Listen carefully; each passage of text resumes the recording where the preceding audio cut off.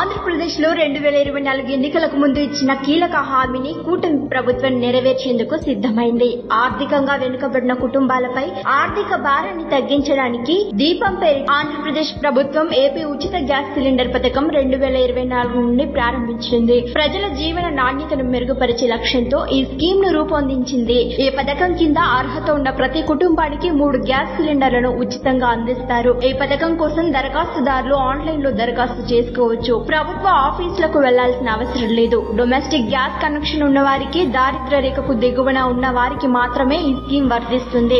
ఆంధ్రప్రదేశ్ రాష్ట్ర వ్యాప్తంగా 1.30 కోట్ల తెల్ల రేషన్ కార్డులున్నాయి. వీటిలో ఉచిత గ్యాస్ సిలిండర్ల పథకానికి అర్హులైన వారిని గుర్తించేందుకు అధికారులు కసరత్తు చేస్తున్నట్లు సమాచారం. ఉచిత గ్యాస్ సిలిండర్ పథకానికి అప్లై చేయడానికి కొన్ని కీలక డాక్యుమెంట్లు అవసరం. Aadhaar card, ration card, mobile number, విద్యుత్ bill, address proof, PAN card తప్పనిసరిగా ఉండాలి. ఈ స్కీమ్ కింద సిలిండర్లు ఉచితంగా పొందడానికి కొన్ని అర్హతలు కూడా ఉండాలి. ఆంధ్రప్రదేశ్ లో శాశ్వత నివాసిగా ఉండాలి. అలానే ఇంట్లో ఒకే ఎల్పీజీ గ్యాస్ కనెక్షన్ కలిగి ఉండాలి. రాష్ట్రంలో ఆర్థికంగా వెనుకబడిన వర్గానికి చెందిన కుటుంబాలు, డొమెస్టిక్ గ్యాస్ కనెక్షన్ ఉన్నవారు మాత్రమే అర్హులు.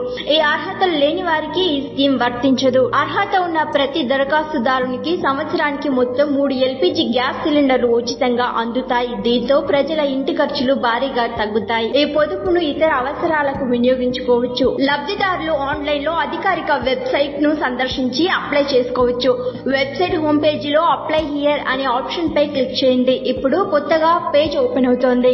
అక్కడ అడిగే అన్ని వివరాలను నింపండి. అవసరమైన డాక్యుమెంట్లు అప్లోడ్ చేయండి. వివరాలను రివ్యూ చేసి సబ్మిట్ బటన్ పై క్లిక్ చేయండి. అప్లికేషన్ ప్రాసెస్ అవుతుంది. అయితే ఈ పథకాన్ని ఏ తేదీ నుంచి అమలు చేస్తారనే విషయంపై ప్రభుత్వం త్వరలోనే అధికారికంగా ప్రకటన చేయనుంది. ఈ స్కీమ్ కింద ఉచితంగా సిలిండర్లు అందడానికి కేవైసీ ప్రాసెస్ కోసం గ్యాస్ ఏజెన్సీలో ఎవరైనా డబ్బులు తీసుకుంటే చర్యలు తీసుకుంటామని అధికారులు హెచ్చరిస్తున్నారు.